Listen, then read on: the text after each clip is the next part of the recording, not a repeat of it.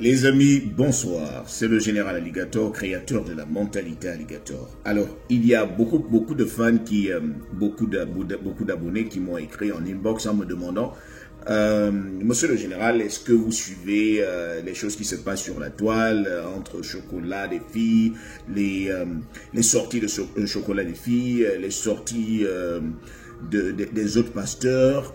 Qu'est-ce que vous pensez du débat entre Chocolat des filles et Gédéon de la Tchétchouva, le lion? Ah ben, je ne pouvais pas rester silencieux. Je me suis dit qu'il fallait que je donne mon point de vue par rapport au clash qui n'a jamais eu lieu, qui devrait même avoir lieu, parce que Gédéon, si tu me regardes, mon frère, je suis un de tes fans. J'aime bien ce que tu fais parce que tu le fais très très bien. Vraiment, nous souhaiterions que tu fasses un débat face au chocolat des filles.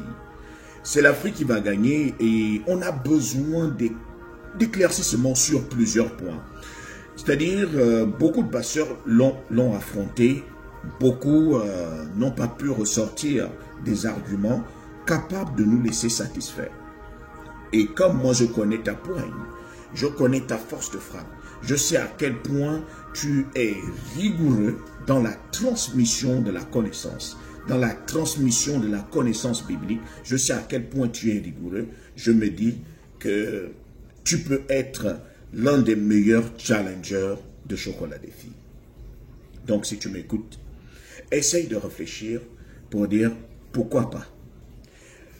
Ah, chocolat des filles, bon, en tout cas, nous souhaiterions que tu acceptes le débat. Je sais que tu n'as jamais refusé un débat, toi-même tu l'as dit sur la toile, tu veux débattre avec Gédéon de la Tchétchouva.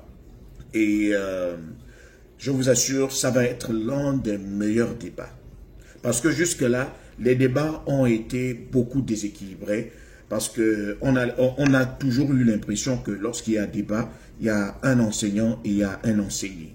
Et ce n'est pas bien. Ce n'est pas bien.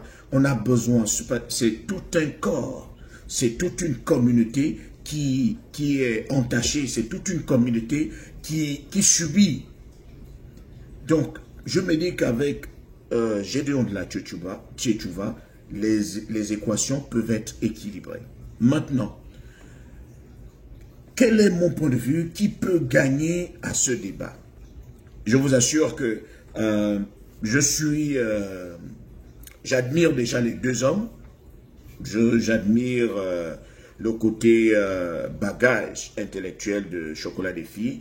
J'admire le côté bagage intellectuel de Gédéon de la Tchétchouva parce que Gédéon de la Tchétchouva a ce truc-là il transmet facilement avec illustration.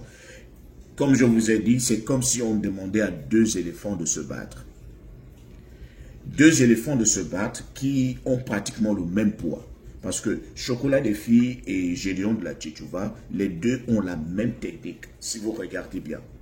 Les deux ont la même force de frappe. Les deux parlent avec illustration.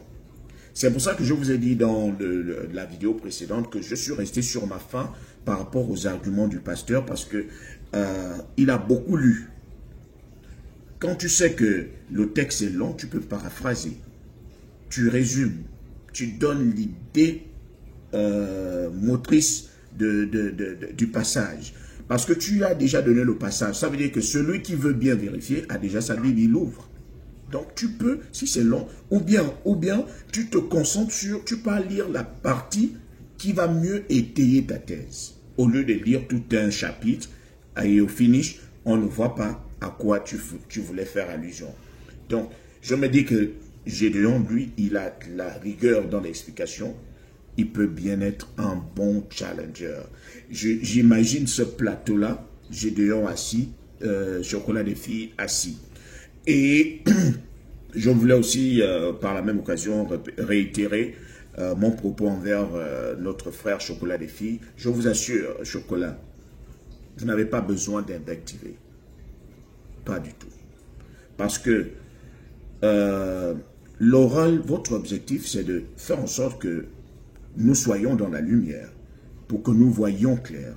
Mais pour voir clair, vous avez besoin de faire des débats avec beaucoup plus de pasteurs qui ont énormément de connaissances également, qui vont venir sur le plateau. Mais aucun pasteur digne de ce nom qui est père de famille ne pourra accepter de se faire invectiver sur un plateau. Certains pourraient même perdre le contrôle. C'est pour cela que beaucoup ne viennent pas. Et je me dis que si vous prenez ce terme-là, c'est-à-dire si vous prenez, vous laissez un peu les invectives, vous les mettez de côté, ce ne sont pas les arguments qui vous manquent, on va aller terre à terre sur un bon débat, et je sais que vous pouvez le faire. Je sais, bon, je vais te tutoyer parce que tu es un frère, donc je sais que tu peux le faire. Je tutoie également Gédéon de la Tchétchouva.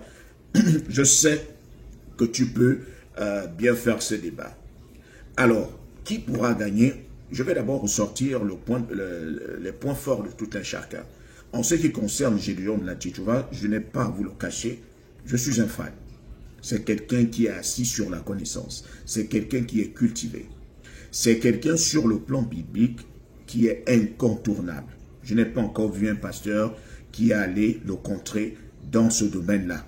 Pour l'instant, il est incontournable sur le plan biblique. Chocolat des filles, c'est quelqu'un qui a dormi à l'église, qui a grandi à l'église, qui a mangé à l'église, qui a mangé les versets bibliques, qui a mangé les Bibles à l'église, qui est assis dans la connaissance biblique également. Maintenant, il est sorti de l'église. Il est de l'autre côté. Ça veut dire que, et de l'autre côté, ce qui arrive là-bas, c'est que on ne parle pas seulement. Lorsqu'on est du côté africain, on ne parle pas seulement, on vit. C'est l'expérience qui te donne de la connaissance. C'est-à-dire, je vais prendre le cas du Bwiti. Si tu dois parler du Bwiti, tu ne vas pas parler du Bwiti étant à distance si tu n'es jamais passé par une initiation. Tu ne peux pas maîtriser le Bwiti, tu ne peux pas bien parler des expériences bouddhistes si tu n'es pas passé par l'initiation, si tu n'as pas lu. Chose que beaucoup de pasteurs ne font pas. Beaucoup de pasteurs ne lisent pas d'autres livres. Beaucoup de pasteurs restent focalisés sur la Bible, rien que la Bible. Et lorsqu'ils sont face à quelqu'un qui n'est pas chrétien, ils sont bloqués. Tout simplement parce qu'ils ne savent pas comment contrer l'autre. Comment je vais contrer l'autre? On nous dit généralement ici que pour mieux dominer l'autre, il faut parler sa langue. Parce que tu vas parler sa langue, tu vas mieux le contrer dans sa langue et tu vas le critiquer dans ta propre langue. Tu as pris l'avantage dès que tu parles déjà la langue de l'autre. Alors, comment vais-je contrer un bouddhiste? Comment vais-je contrer quelqu'un qui pratique quelqu'un qui est dans le judaïsme ou bien quelqu'un qui est bouddhiste? Comment vais-je le contrer? Il faudrait que je lise. Il faudrait que je sache ce qu'ils disent dans leurs brochures. Il faudrait que je sache ce qu'ils disent dans leurs enseignements, dans leurs initiations. Comme ça, je vais trouver des failles pour mieux contrer. Et c'est là où beaucoup de pasteurs échouent. Parce que beaucoup de pasteurs viennent seulement avec la connaissance biblique, qui est très bien, mais lorsqu'il s'agit de l'autre connaissance, ils sont bloqués. Comment je vais te contrer? Tu fais un débat contre un musulman, le musulman arrive à citer les versets bibliques parce qu'il lit la Bible. Il a son Coran et il lit la Bible, donc il va mieux te citer les versets bibliques pour te contrer, pour te dire dans tel ou tel passage, il y a contradiction. Mais toi, tu n'as jamais pris le temps de lire le Coran, tu es bloqué. Tu vas continuer à parler de la Bible alors que tu as besoin des exemples qui vont mieux le contrer dans son domaine. Et c'est là où il y a débat entre Chocolat des filles et Gédéon de la Tchétchouva. C'est là où il y a une petite différence. Parce que Chocolat des filles a de la connaissance sur la Bible. Chocolat des filles a l'autre connaissance. Vous avez même vu plusieurs de ces débats. On parle de, lorsqu'il est face à un pasteur, il peut même aller prendre des sourates du Coran pour venir étayer sa thèse. Il va aller prendre un exemple dans le bouddhisme pour venir étayer sa thèse. Et c'est ce qu'on attend de quelqu'un qui a la culture générale. C'est-à-dire, c'est vrai que tu ne pratiques pas Tu n'es pas musulman, mais tu sais ce qui se passe dans le Coran. Tu sais ce qu'il y a dans le Coran et tu peux bien leur dire ce que, à tel ou tel niveau, ce n'est pas bien. Mais tant que tu ne lis pas ce que les autres ont, tu ne peux pas débattre avec eux. Et c'est là où se trouve la différence. Chocolat des filles et Gédéon de la Tchétchouva, le débat sera vraiment choc.